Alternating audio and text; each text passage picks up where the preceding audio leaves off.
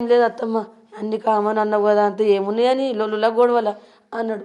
సరే అన్ని పోయి పండుకున్నా, నా బిడ్డ పోయి ఆడు నా బిడ్డ పండదాకా చూసాడు.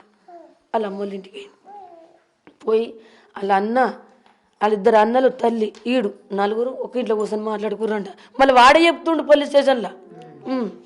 మాట్లాడుకొని ఏ రకంగా ఎంపాల కీకలు పెట్టకుండా మొత్తం మరి సూదేసిండో మరి మూతికి మత్తు పెట్టిండో తెలియదు. నా బిడ్డ స్టాండర్డ్ బిడ్డ అర్థుండే. అయితే ఏం చేసిండు, గిల్లెన వాడి సచ్చినమ్మ, నేను ఇల్లెన వాడి సచ్చిన కానీ ఆ కూలర్ ముద్ర వాడ మా ఆయన అన్న బయట వారేక ఆ కూలర్ తెచ్చి నా పంత కడ పెట్టిండు. వాళ్ళ రూమ్ అది అల్ల వంటరాలు. ఎంత ఆ కూలర్ గాలికి నాకు హెల్త్ మంచిగా ఉంటలేదు, గోళీలు వేసుకుంటున్నాను కదా, నాకు చచ్చిపోయిందిరా, నాకు వచ్చింది. పండుకున్నా.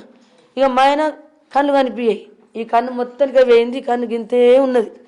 పడిపోయినాం మేమిద్దరం. చూసిండు మమ్మల్ని, చూసి 11 గంటలకు వేయిండు. ఏ రకంగా ఎంపాలి అన్నయ్యలు ఏ రకంగా ఎంపాలా, మీరు చాలా మందిని చంపిన వాళ్ళు, మీరు పెద్ద గ్రౌండ్లో మొత్తం 100 మంది గుణగాలు వేసుకొని తిరిగిన వాళ్ళు, ఏ రకంగా ఎంపితే బయటకు రాకుండా ఉంటుంది అని వాళ్ళ సలహా తీసుకున్నాడు. తమ్ముడు నీకు ఎంపుతావా చంపు, లేకపోతే నైట్ వస్తాం మేము, నీకు సపోర్ట్గా వస్తాం, నువ్వు వెనక ముందు చూసుకోవడా మంది ఉన్నారా లేదా, కరెక్ట్ 12 ఏం కానీ 1 ఏం కానీ వస్తాం అని సలహా వీళ్ళు ఇచ్చిర్రు. ముందు వచ్చిండు, కుక్కలు కూడా మొరుగుతున్నాయి. ఆ టైంకు నేను లేచిన, ఆడొచ్చిండు కుక్కలు బాగా మొరుగుతున్నాయి అని చూసిన. అమ్మో దొంగలమ్మన్ను అని మళ్ళీ ఏంటంటే ఇంట్లో కురికి పడిపోయినా. మొత్తం వాళ్ళు వచ్చిర్రు, తల్లి పెట్టిర్రు, సౌండ్ లేకుండా గుద్దిర్రమ్మ, ఎంటికలు పట్టి ఈ రక్తం మొత్తం మంచాలన్నీ రక్తం వేసి వేసి గుద్ది ఇలా పడిచిండు మొత్తం పొడుచుడే. ఇక అన్ని పొడుచుడే, గుద్ది గుద్ది గుద్ది గుద్ది ఇవన్నీ కత్తి గీతలే. ఇగో ఇల్లు ఓడిచిండు. ఇల్లు ఓడితే పొక్క ఈడికి పడ్డది. ఈడికి మంచిగా కోసుకున్నాడు, చక్కదానం కోసుకున్నాడు. నాకు కొంచెం దొరకలేడు.